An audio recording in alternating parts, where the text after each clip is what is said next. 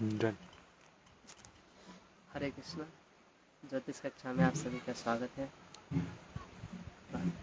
और आगे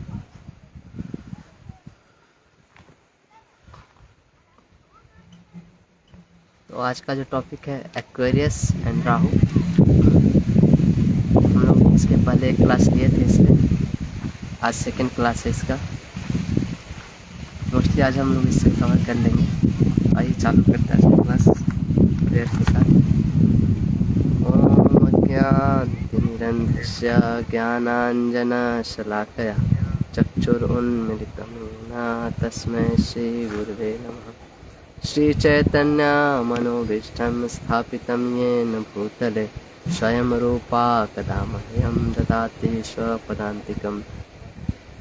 वन्देऽहं श्रीगुरो श्रीयुतापदकमलं श्रीगुरून् वैष्णवांश्च श्रीरूपं साग्रजातां सहगना रघुनाथान्वितं तं सजीवं साद्वैतं सावधूतं परिजनासहितं कृष्णचैतन्यदेवं श्रीराधाकृष्णपादान् सहगना ललिता श्रीविशाखान्वितं च नमो विष्णुपादाय कृष्णपृष्ठाय भूतले श्रीमते भक्तिवेदांत स्वामिनिति नामिने।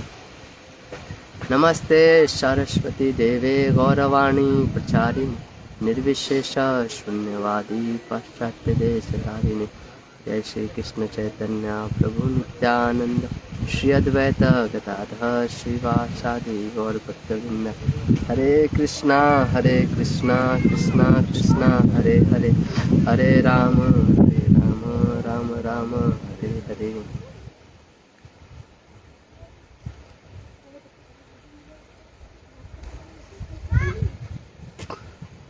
एक्वेरियस साइन जो है बहुत ही मिरेकुलस साइन है, बहुत ही मैजिकल साइन है। इसको कुंभ राशि बोलते हैं। और जो राहु है उनके जो देवी है वो सरस्वती है। और इनको जो शक्ति मिलता है वो दुर्गा देवी है। और जो इनके अवतार है वो है वराह अवतार।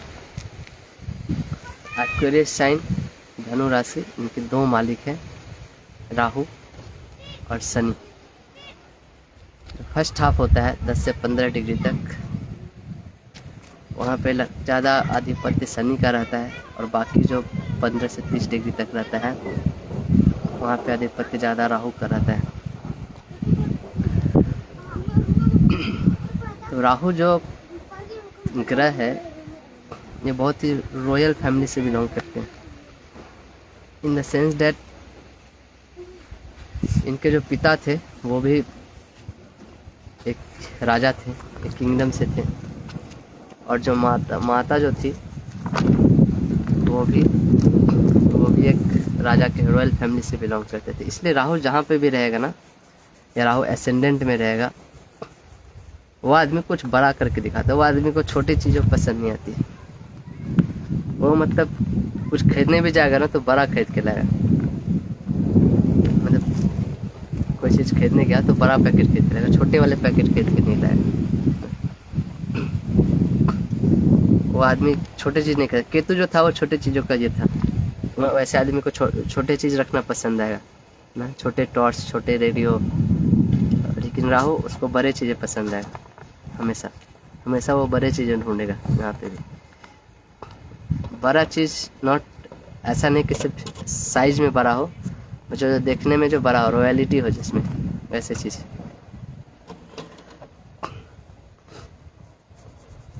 जो राहु जो है ना, इसलिए राहु जो है, राहु के डीएनए में ऐसा चीज़ बसा हुआ है कि उसको वो चीज़ करना है। क्योंकि फादर भी रॉयल है और मदर भी रॉयल है, इसलिए राहु से कोई चीट नहीं कर सकता है। राहु से कभी भी कोई, जैसे राहु अगर किसी के सेकेंड हाउस में है ना, उससे कोई पैसा चीट नहीं कर सकता। उससे कोई उधार मांगने आया, अगर उसने पैसा दिया और वो वापस नहीं करेगा, ऐसा हो नहीं सकता है। वो फोर्स्ड होगा उसको पैसा वापस करने के लिए। ये किन प्रकार ना उसके लाइफ में ऐसा प्रॉब्लम आएगा कि उसको जाके पैसा वापस करना पड़ेगा, नहीं नहीं करेगा तो उसको बहुत प्रॉब्लम होगा। वो अगर किसी के सेकंड हाउस में है उससे पैसा नहीं देना चाहिए, ऐसा ऐसा एक प्रेडिक्शन दिया जाता है स्टोरी में। क्यों? क्योंकि अगर आप उसको पैसा लौटाओगे नहीं तो आपकी लाइफ में बहुत प्रॉब्लम चालू हो जाएगा, बहुत सारे प्रॉब्लम चालू हो जाते हैं। अगर ऐसे आदमी फॉरेन में भी चला जाता है तो भी आप फॉरेन में जाके उसको पैसा लौटाओगे, लेकिन तो भी आप पैसा लौटाओगे, क्योंकि अगर नहीं लौटाओगे ना, लॉट ऑफ कर्सेस, उसके बहुत सारे श्राप श्राप आपके ऊपर लग जाएंगे, श्राप लगेंगे, जिसके कारण आपका जो प्रॉब्लम सब चालू हो जाएगा लाइफ में, है ना।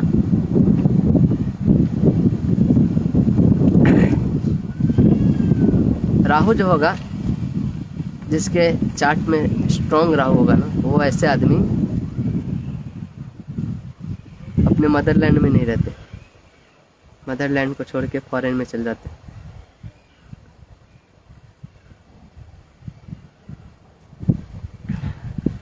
राहु, क्योंकि राहु जो है वो आउट ऑफ कॉन्टेक्स्ट चीज़ें दिखाता है, आउट ऑफ बॉक्स जो बोलते हैं ना वो। तो राहु एक फॉरेन लैंड का भी कारक है एक तरह से। राहु याद है, कल मैंने एक स्टोरी बताया था कि राहु ने युद्ध किया था पिता के किंगडम के लिए और जीत के आया था, बट पिता ने उनको एक्सेप्ट नहीं किया, बोला कि हम ऐसे ऐसे किंगडम जीतना नहीं चाहते थे, छल कपट से, चीटिंग से। और तो फिर राहु वहाँ से चला जाता है। इसलिए राहु से जो 9th हाउस होता है उसको आपको कंट्रोल करना होता है। 9th हाउस फ्रॉम राहु, जहाँ पे भी राहु बैठा है वहाँ से जो 9th हाउस होता है। तो खैर ये एक बहुत बहुत बड़ा टॉपिक है। अब फॉरेन लैंड वाला, फॉरेन बहुत लोग आते हैं पूछने के लिए मेरा वीज़ा लगेगा कि नहीं, है ना, तो मैं फॉरेन में सेटल हो पाऊँ, मेरा फॉरेन जॉब लगेगा कि नहीं, मेरा फॉरेन चांस है कि नहीं। तो फॉरेन जाने के लिए राहु का स्ट्रांग होना बहुत ज़रूरी है। बहुत लोग ऐसे बोलते हैं राहु जिसके 12th हाउस में है वो फॉरेन में सेटल हो जाएगा, ऐसा ज़रूरी नहीं है। हाँ, उसके चांसेस बहुत है, लेकिन ज़रूरी नहीं कि राहु 12th हाउस में होने से वो फॉरेन में चला जाएगा। फॉरेन के लिए आप हमेशा 4th हाउस देखिए, 9th हाउस देखिए। 4th हाउस का कनेक्शन 9th और 12th हाउस से होना चाहिए, है ना, या राहु का कनेक्शन 4th या 9th हाउस से होना चाहिए, या जो एसेंडेंट लॉर्ड है उसका कनेक्शन राहु के साथ होना चाहिए, एसेंडेंट लॉर्ड 12th हाउस में होना चाहिए। ये सब अगर कॉम्बिनेशन है तभी वो फॉरेन में जॉब लगने का, फॉरेन में अगर 10th हाउस का भी कनेक्शन हो गया तो फॉरेन में जॉब लगेगा, है ना, फॉरेन में काम करेंगे। तो 4th हाउस जो है ना वो आपका मदरलैंड, आपकी मातृभूमि, है ना। 9th हाउस जो है वो लॉन्ग ट्रेवल का है, और 12th हाउस है वो एग्जिट का है ना, बाहर की चीज़ों का। इसलिए 4th और 9th हाउस का कनेक्शन जरूरी है। 12th हाउस या राहु एक फॉरेनर आदमी, अगर राहु का किसी का कनेक्शन 10th हाउस में, यानी कि ऐसा आदमी फॉरेनर लोग के साथ काम करेगा, या फॉरेन कंपनी में काम करेगा, फॉरेन ब्रांड के लिए काम करेगा, है ना।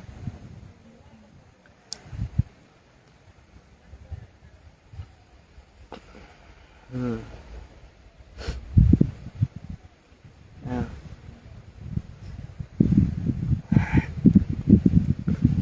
जहाँ पे भी राहु बैठेगा वहाँ पे अगर कोई आदमी आपको चीटिंग करेगा उसका बैड टाइम वहाँ पे स्टार्ट हो जाएगा। जैसे मैंने एक एग्जांपल दिया था 2nd हाउस वेल्थ का देखा, वहाँ पे वेल्थ से रिलेटेड कोई चीटिंग करेगा तो उसका खराब समय स्टार्ट हो जाएगा। 7th हाउस में मान लीजिए किसी के राहु है, ऐसे आदमी का पार्टनर अगर उसको चीट करेगा तो उसका खराब समय चालू हो जाएगा। कोई पार्टनर मान लीजिए धोखाधड़ी का काम करता है, धोखा दे के चला गया तो बस उसका पूरा जो भी उसने खड़ा किया था सब डूब जाएगा।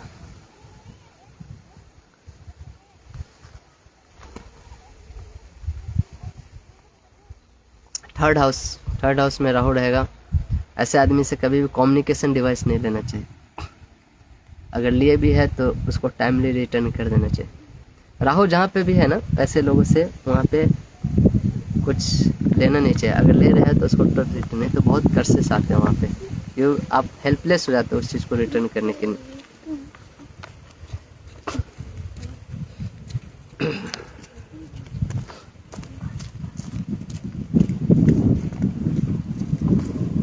या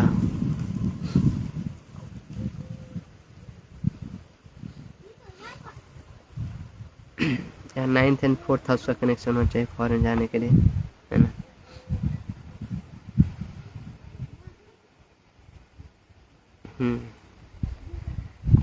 और राहु को चार्ट में एक्टिवेट करने के लिए ऐसे आदमी को ड्रिंकिंग, स्मोकिंग ना, और उसको डार्कनेस में रहना, ये सब चीज़ें करेगा तो राहु एक्टिवेट हो जाता है।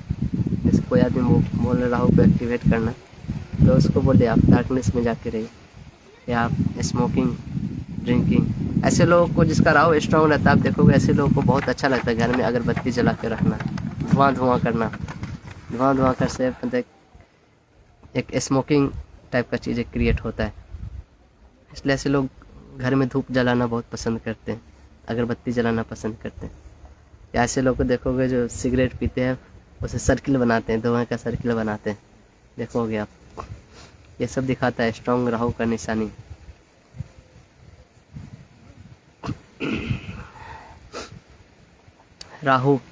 राहु इन लियो, अगर राहु लियो साइन में है, या सन राहु कॉम्बिनेशन है, या सन 12th हाउस में है, ऐसे आदमी को फोटोग्राफ का बहुत ऑब्सेशन रहता है।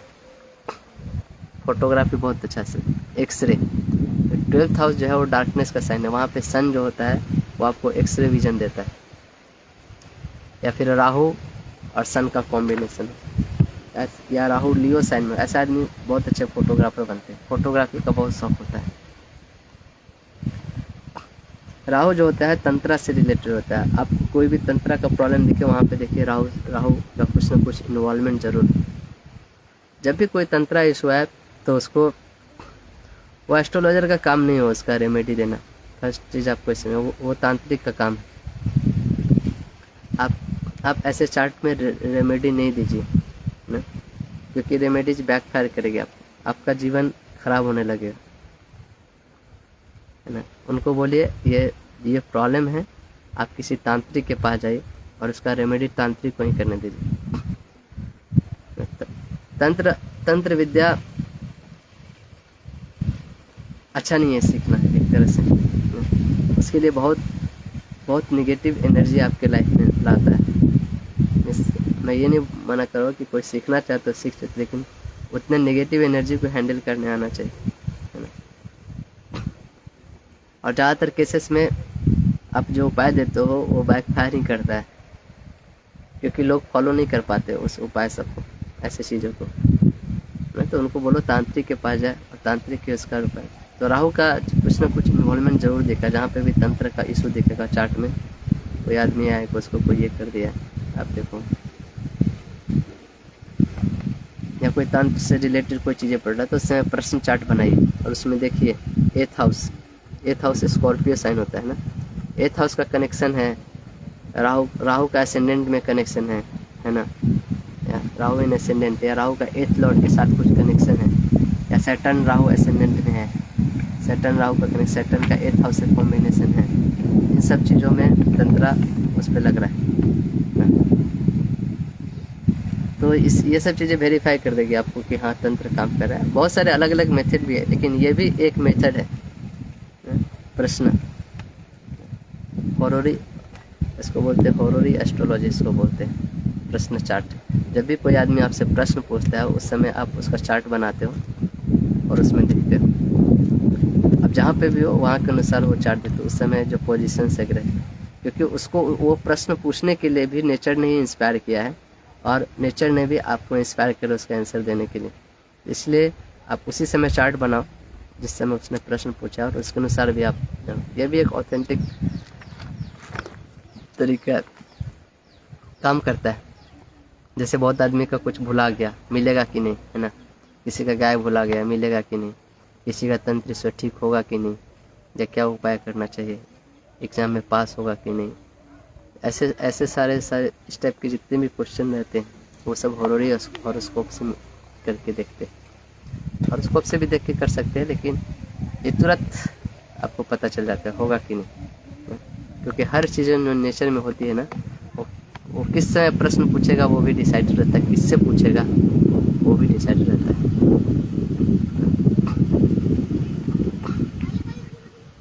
या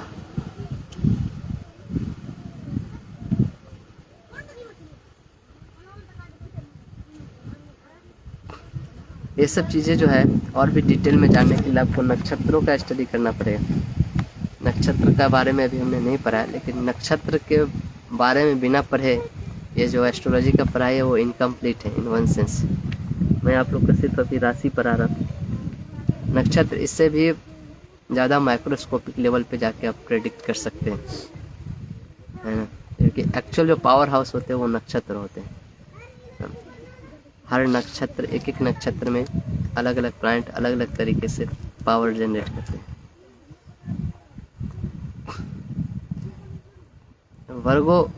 वर्गो अगर राइजिंग हो रहा है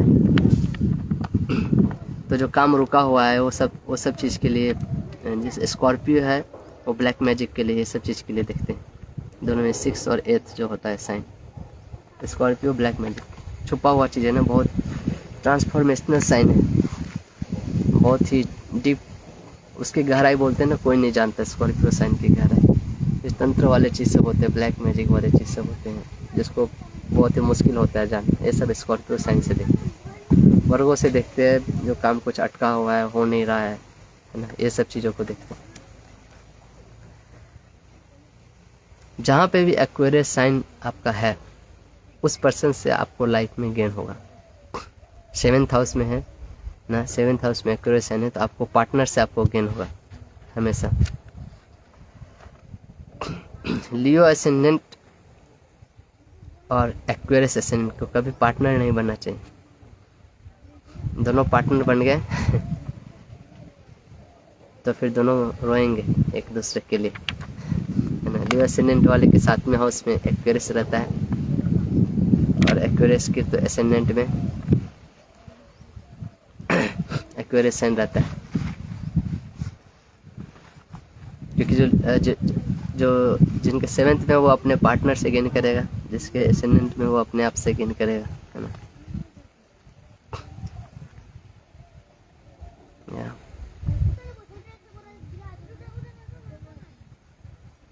लियो moon will give, okay. Aquarius gives fulfilment of desire. Aquarius sign बताया था, डिजायर, फुलफिलमेंट ऑफ डिजायर, जो भी इच्छाएं हैं। ये एरी साइन है ना, air sign 3, 7, 11, networking, social networking, fulfilment of desire, profit, gain, ये सारी चीज़ एक्वेरियस साइन से रहते हैं। एक्वेरियस साइन अगर 8वें घर में है आपके तो you will gain from occult sciences, 8वां घर, है ना। जहाँ से भी एक्वेरियस साइन रहेगा वहाँ से आपको गेन मिलेगा। कहने का मतलब ये, आपका जब भी 8वां हाउस एक्टिवेट होगा उस समय आपको गेन आना चालू हो जाएगा। किसी के 7वां, जब भी आपका 7वां हाउस एक्टिवेट होगा उस समय आपको गेन आना चालू हो जाएगा।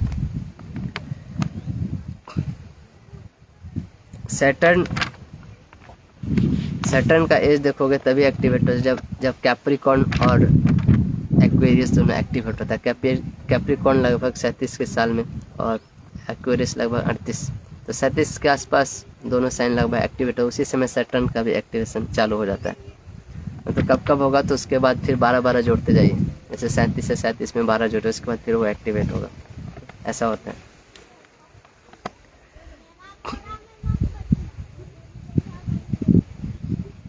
जिसके भी 2nd हाउस में और 12th हाउस में राहु है उससे कभी भी पैसा नहीं लीजिए, कभी भी कुछ कर्जा नहीं लीजिए।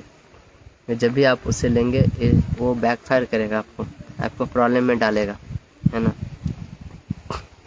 या एक्वेरियस जो साइन है it's like waves, it won't be visible but it will work. When a particular dasha comes your work will happen automatically. Aquarius sign है वो एक छुपा हुआ साइन इसलिए बोलते हैं, जैसे वेव्स होता है, वेव्स दिखाई नहीं देता लेकिन उसके इफेक्ट दिखाई देते हैं। तो जब भी एक्वेरियस एक्टिवेट होगा आपको अपने आप उस साइन के रिजल्ट सब उसके दशा में आपको दिखाई देना चालू होंगे। आपको अचानक कहीं से लगा कि हाँ ये सब चीज़ अचानक हो रहा है। हमने कभी सोचा नहीं था कि हमको इतना इतना प्रॉफिट हो जाएगा, इतना गेन हो जाएगा, लेकिन अचानक होएगा। Reading between the lines is given by Rahu and Ketu. क्योंकि reading between the lines Rahu क्या होता है, चीज़ों को डिकोड करके निकाल सकता है ना, और जो केतु है इसको डिकोड कर सकता है, इनकोड कर सकता है चीज़ें। इसलिए बोलते हैं जो कोडिंग लिखते हैं वो केतु वाले होते हैं, जो कोडिंग को डिकोड करते हैं वो राहु वाले होते हैं।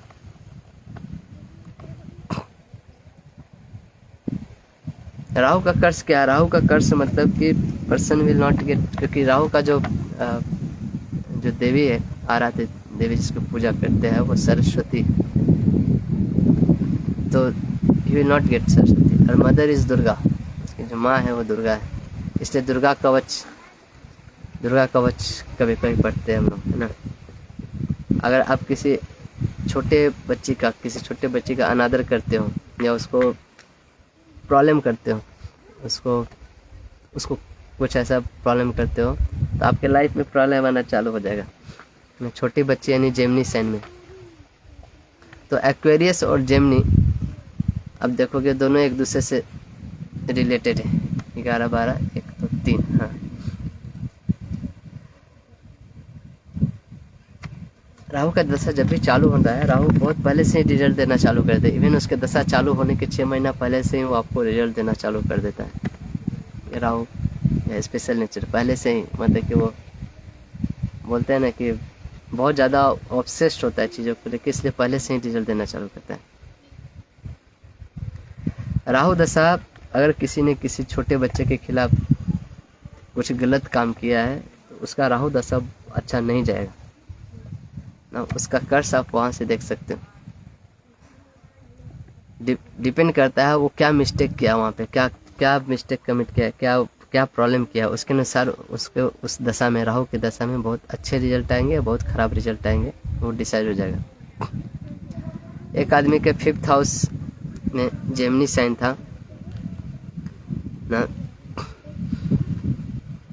उसने एक बच्चे का एबॉर्शन कराया था और राहु दशा चालू होने के जस्ट 6 महीने पहले ही लॉस्ट एवरीथिंग, सब कुछ उसका ख़त्म हो गया। वो आदमी मर्सिडीज जो चलाता था वो स्कूटर पे आ गया था, इतना अमीर था वो, ऐसा हालत में आ गया था स्कूटर से साइकिल पे भी आने वाला था, है ना। तो ऐसे है, आप देखो जेमिनी साइन जहाँ पे मेरे छोटी बच्ची का, वहाँ पे आप कुछ भी ख़राब काम करोगे उसी के अनुसार आपको रिजल्ट मिलेगा। राहु के महादशा में आप खुद डिसाइड कर सकते हो मैंने अच्छा किया या ख़राब किया, वो राहु का दशा में रिजल्ट देख के कर सकते हो। या जेमिनी को राहु को अच्छा करना है तो जेमिनी को अच्छा करना चाहिए। जेमिनी अच्छा करोगे तो राहु अपने आप अच्छा हो जाएगा। राहु ही एक ऐसा प्लैनेट है जो आपके पेंडिंग कर्मा को देखने में मदद करता है जनरली, और सब प्लैनेट से पिछली लाइफ का भी देखते हैं। राहु से आप प्रेजेंट लाइफ के भी जो पेंडिंग कर्मा है वो भी देख सकते हो, just see the Gemini sign. Astrology सीखना है तो राहु का हेल्प चाहिए, विदाउट राहु के हेल्प आप एस्ट्रोलॉजी नहीं सीख सकते हैं ना। राहु आपको वो हेल्प करता है चीज़ों को डिकोड करने में। एस्ट्रोलॉजी ऐसा लैंग्वेज है, ऐसा सब्जेक्ट है जिसके लिए राहु की एनर्जी की जरूरत पड़ती है। बुक्स पढ़ के आप चीज़ें जान सकते हो, उस चीज़ें मेमोराइज कर सकते हो, लेकिन प्रेडिक्शन करने के लिए, डिकोड करने के लिए वो कैपेबिलिटी जो है वो राहु ही देता है ना। इसलिए एस्ट्रोलॉजी कभी बिना राहु के नहीं आएगा। आपका जो राहु का दशा है उसमें आप चेक करो हॉरोस्कोप और प्रेडिक्ट करो, जो भी प्रेडिक्ट करोगे ना वो सही होगा। आप बहुत अच्छा प्रेडिक्शन कर पाओगे उस समय। अगर प्रेडिक्शन नहीं कर पा रहे हो तो सेटिंग में कुछ गड़बड़ है आपके सॉफ्टवेयर को, उसको सॉफ्टवेयर का सेटिंग चेंज करो।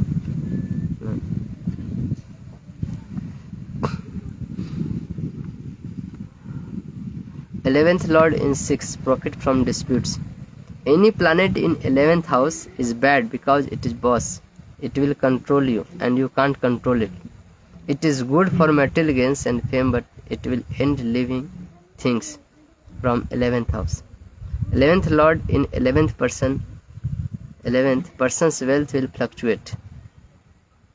11th house moon will make medicine in his home and some minor. 11th house का जो लॉर्ड है वो जहाँ पे भी रहेगा वहाँ से आपको प्रॉफिट मिलने वाला है, वहाँ से आपको गेन मिलने वाला है, वहाँ से आपको वेल्थ मिलने। बहुत लोग सीधे कमेंट कर देते हैं सेकंड और 11th का कनेक्शन, सेकंड 11th और सेकंड में होगा तो वेल्थ आएगा, ऐसा ज़रूरी नहीं। जहाँ पे भी 11th लॉर्ड आपका गया है उस साइन का 11th लॉर्ड जहाँ पे गया वहाँ से आपको प्रॉफिट मिला, वहाँ से आपको गेन मिलेगा। किसी के 6th हाउस में भी जा सकता है तो you will get profit from your enemy. आपको शत्रु से आपको लाभ मिलेगा या झगड़ों से लाभ मिलेगा। जहाँ पे भी झगड़ा होगा वहाँ पे आप प्रॉफिट में आ जाओगे। जैसे आपने वो बंदर की कहानी सुनी थी ना, 2 बंदर थे, एक रोटी के लिए झगड़ रहे थे। तो एक बिल्ली आई तो बोले क्यों झगड़ रहे थे? बोले कि एक ही रोटी है 2 आदमी। तो बोले कि मैं डिवाइड कर देती हूँ। तो उसने ऐसे रोटी ले ऐसे तोड़ के 2 तराजू पे रखा, एक ज़्यादा हो गया, कम हो गया। तो बोला कि ठीक है, एक ज़्यादा हो गया, उसमें से थोड़ा तोड़ के मैं खा लेती हूँ, बराबर हो जाएगा। फिर वो तोड़ के खाया तो फिर वो छोटा हो गया, ये बड़ा हो गया। फिर बोला कि फिर से बराबर नहीं हो रहा है, फिर उसमें से भी दूसरा में से भी तोड़ के थोड़ा खा लिया।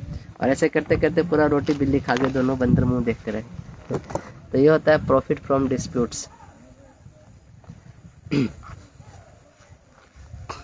तो राहु भी है एक क्रूर प्लैनेट है, जहाँ पे वो रहता है वहाँ पे मैटेरियल सिग्निफिकेंस, जो लिविंग थिंग्स का जो सिग्निफिकेशंस होता है वो घट जाता है और नॉन लिविंग थिंग्स का सिग्निफिकेशंस बढ़ जाता है। वो आपको बहुत वेल्थ दे सकता है, ये सब चीज़ें से, लेकिन रिलेशनशिप ख़राब कर देता है जहाँ पे भी रहता है। तो ये कुछ थे राहु के बारे में, है ना। हमने राहु और एक्वेरियस साइन के बारे में देखा पिछले 2 दिनों से। वराह देव के बारे में सुना, क्या क्या चीज़ें राहु गवर्न करता है, क्या क्या चीज़ें प्रेडिक्शन कर सकते हैं। राहु के बारे में बीच बीच में भी बहुत सारे राशियों के बीच में भी उसके बारे में कुछ कुछ बताया। तो राहु भले ही राक्षस है, लेकिन राक्षसों की भी ज़रूरत होती है हमारे लाइफ में, ये चीज़ समझना पाए।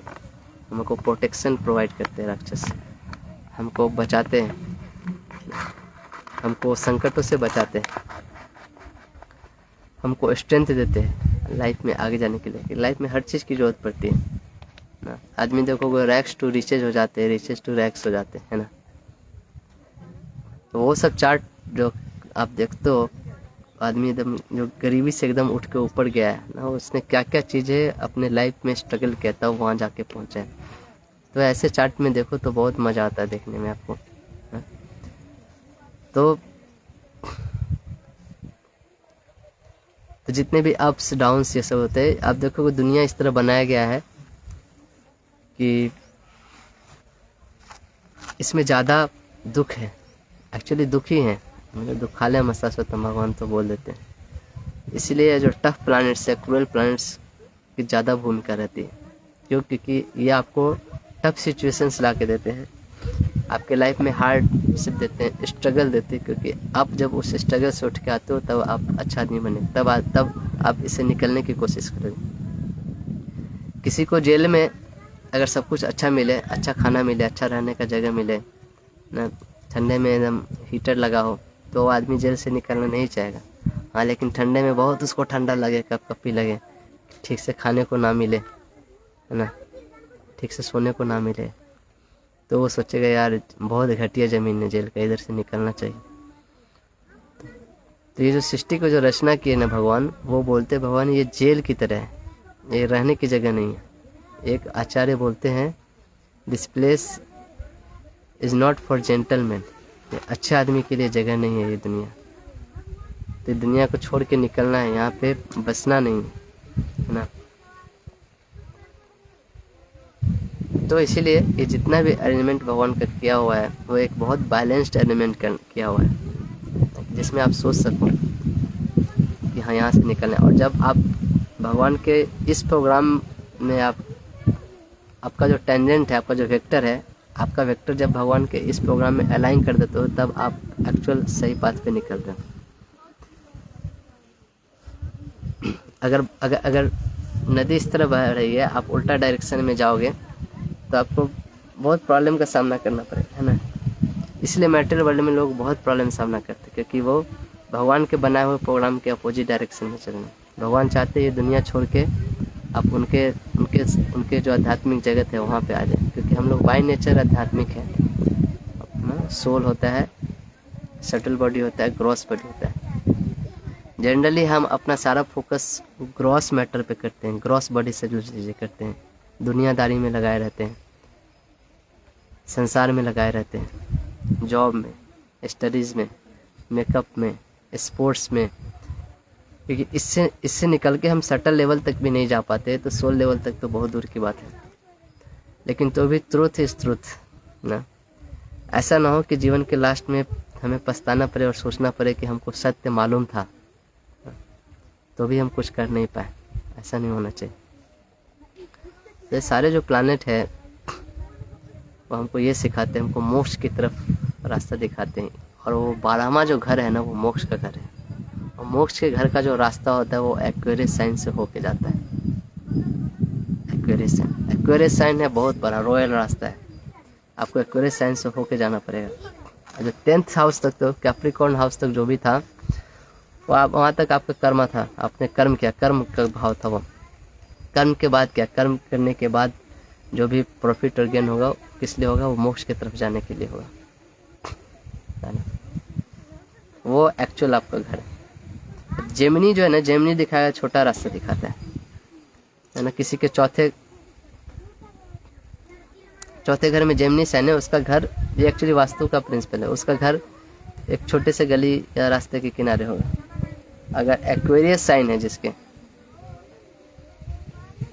आप ये टेक्निक कहीं भी देखो, जिसके भी चौथे घर में एक्वेरियस साइन है उसका घर बड़े चौराहे के किनारे में बना होगा, चौराहे के किनारे या बड़े से रोड के बगल में बना होगा, क्योंकि एक्वेरियस साइन का जो है वो बहुत बड़ा रोड मोक्ष की तरफ लेके जाता है आपको ये एक्वेरियस साइन से होकर गुजरना पड़ता है मोक्ष तक पहुंचने के लिए, 12वें घर तक पहुंचने के लिए। 12वां घर बृहस्पति का है, पीसेस साइन, मीन राशि, the sign of darkness, the sign of faith के लिए डार्कनेस चाहिए, अंधेरे में चलने के लिए आपको बहुत विश्वास चाहिए, है ना। तो वो साइन है पीसेस। तो कल जो है हम लोग पीसेस के बारे में चर्चा करेंगे। कल हमारा मोस्टली लास्ट क्लास है ज्योतिष का, पीसेस और बृहस्पति के बारे में। इसका ज्योतिष हम लोग वहीं पे विराम देंगे, ख़त्म तो नहीं कर सकते क्योंकि इस सब्जेक्ट का कोई एंड नहीं है, आप जितना चाहे उतना एंड तक पढ़ सकते हैं। लेकिन तो भी एक हम लिमिटेड टाइम है, हमारा ये जो गेट सीरीज चल रहा है ऑलरेडी बहुत टाइम से चल रहा है ये क्लास, तो कल हम लोग इसको विराम देंगे। पीसेस के बारे में जो भी कल कवर हो सकेगा हम कवर कर देंगे। और इसका आगे आप लोग खुद से पढ़िए, बहुत सारे बुक्स पे हेल्प लेके नक्षत्रों के बारे में पढ़िए। खासकर जो चीज़ हमने बताया उसके नोट्स बना के उतना भी प्रैक्टिस किए तो आप अब दुनिया के 80% एस्ट्रोलॉजर से बहुत आगे हैं। दुनिया में 80% एस्ट्रोलॉजर से आगे, जितना मैंने सिर्फ राशि के बारे में पढ़ा है। तो इसको एज इट इज़ समझिए, भगवान ने जैसा बनाया है क्रिएशन, प्रभुपाद ने लिखा था Bhagavad Gita as it is. तो इन सब चीज़ों को सीखने के पीछे का मतलब क्या है, इसके पीछे सीखने का पर्पस क्या है। इसके सीखने के पीछे पर्पस ये नहीं कि हम अपने भौतिक चीज़ों को अच्छा बनाएं और यही दुनिया में बार बार आते रहे, बार बार ग्रह लोग हमको घुमाते रहे।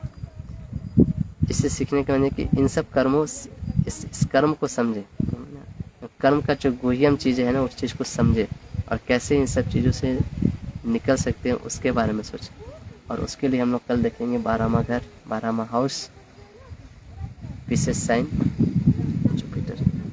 तब तक के लिए बहुत बहुत धन्यवाद। हरे कृष्ण।